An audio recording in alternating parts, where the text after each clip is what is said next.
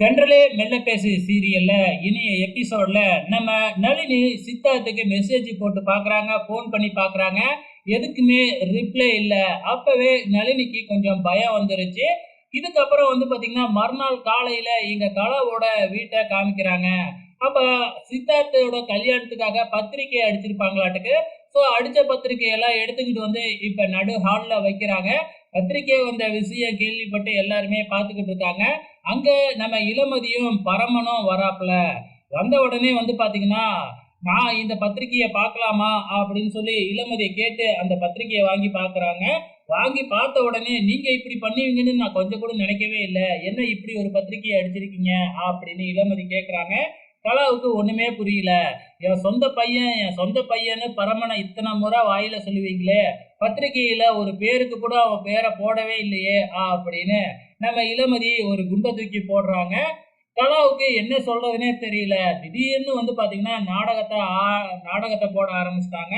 நான் பத்திரிகையை அடிக்க மட்டும் தான் சொன்னேன், மற்றபடி பத்திரிகையை நான் எதுவுமே பார்க்கவே இல்லை அப்படின்னு சொல்லி, இது எல்லாம் இந்த ரஞ்சிதத்தோட வேலை தான் அப்படின்னு ஏந்திரிச்சு ரஞ்சிதத்தை ஒரு அடி அடிக்கிறாங்க வேணும்னு.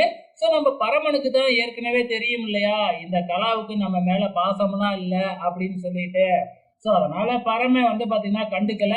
ஆனா இளமதி பாத்தீங்கன்னா, நீங்க நல்லா டிராமா போடுறீங்க, நடிப்புல அந்த சாவித்திரியே மிஞ்சிருவீங்க அப்படின்னு சொல்லி அதே இடத்துலயே நம்ம இளமதி கலாவை குத்தி காட்டிட்டு போயிடுறாங்க.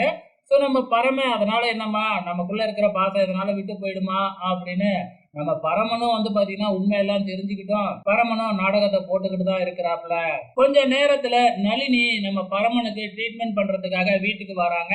அப்ப பாத்தீங்கன்னா பத்திரிகை விஷயமா பேசிக்கிட்டு இருக்கிறத நளினி கேட்டுட்டு, என்ன பத்திரிகைலாம் பேசிக்கிட்டு இருக்காங்க, இந்த வீட்டுல என்ன விசேஷம் அப்படின்னு சொல்லி நேரா போய் இளமதி கிட்ட கேட்ட உடனே இளமதி சொல்லிடுறாங்க.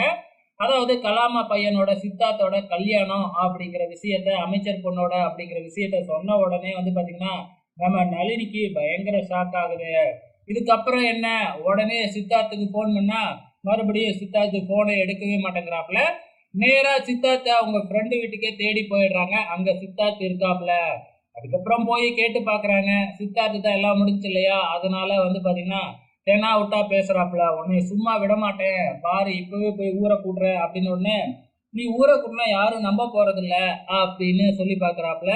நான் மெடிக்கல் ஸ்டூடெண்ட், எப்படி பாத்தீங்கன்னா நிரூபிக்கணும்னு எனக்கு தெரியும் அப்படின்னு உடனே சித்தார்த்தி இவளை வெளியே விடக்கூடாது அப்படின்னு சொல்லி பிடிச்சி தன்னோட ஃப்ரெண்டு வீட்லயே ஒரு ரூம்ல அடைச்சி வச்சிடுறாப்புல. கல்யாணம் முடிகிற வரைக்கும் இவளை வெளியில விடக்கூடாது அப்படின்னு சொல்லிட்டு தன்னோட ஃப்ரெண்டு கிட்ட சொல்லிட்டு போறாப்புல. இப்ப இளமதி வரைய ஒரு பக்கம் நளினிய போன் பண்ணி பாக்குறாங்க. நளினி போன் சுவிட்ச் ஆஃப்னே வருது. இதனால எங்க போயிருப்பா அப்படின்னு யோசிச்சுக்கிட்டு இருக்கிறாங்க. இங்க கல்யாணத்துக்கு நலுங்கு ஃபங்க்ஷன்லாம் வைக்க ஆரம்பிச்சுட்டாங்க. ஸோ நலுங்கு வைக்கும் போது கூட நம்ம இளமதி நளினியை தான் தேடிக்கிட்டு இருக்காங்க. எங்க காணும், போனு சுவிட்ச் ஆஃப்னு இருக்கே, பேசாம ஆஸ்பத்திரியே போய் பார்ப்போம் அப்படின்னு சொல்லி ஹாஸ்பிட்டல்ல போய் கேட்குறாங்க.